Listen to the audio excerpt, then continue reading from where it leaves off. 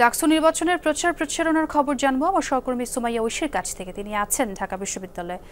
ঐশী, কেমন দেখছেন প্রচার প্রচারণা? শিক্ষার্থী এবং প্রার্থীরা কি বলছেন? সোহার, প্রচার প্রচারণা 10টার পর থেকে বিচ্ছিন্নভাবে শুরু হয়েছে ক্যাম্পাসের বিভিন্ন অংশে। কিছুক্ষণ আগে এখানেও বেশ কয়েকজন স্বতন্ত্র প্রার্থী যারা আছেন তারাও লিফলেট, হ্যান্ডবিল এগুলো বিতরণ করছিলেন। এখানে যারা শিক্ষার্থী আছেন আমরা দেখতে পাচ্ছি যারা চলাচল করছেন তাদের প্রত্যেকের হাতেই প্রায় একটি দুটি করে লিফলেট আছে এবং তারা সেগুলো নিয়ে প্রার্থীদের সম্পর্কে জানছেন, তাদেরকে ভোট দেবেন কিনা বিবেচনা করছেন।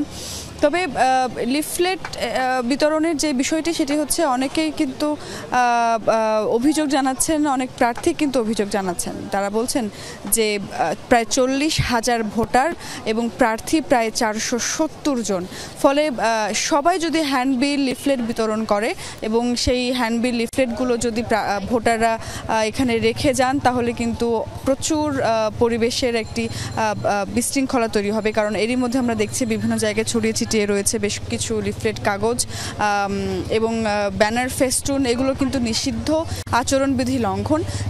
এবং কিছুদিন আগেও কিন্তু আমরা দেখেছি সেন্ট্রাল লাইব্রেরির এই যে বিল্ডিংটি, এই ঢাকা বিশ্ববিদ্যালয় লাইব্রেরির যে বিল্ডিং, এই বিল্ডিংয়ে বিশাল বড় এক ব্যানার টাঙানো ছিল, গতকালও সেটি ছিল।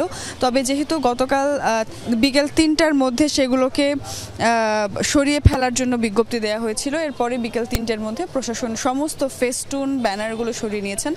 এখন শুধুমাত্র হ্যান্ডবিল, লিফলেট বিতরণ চলছে। ঐশী, অনেক ধন্যবাদ আপনাকে যোগ দেওয়ার জন্য।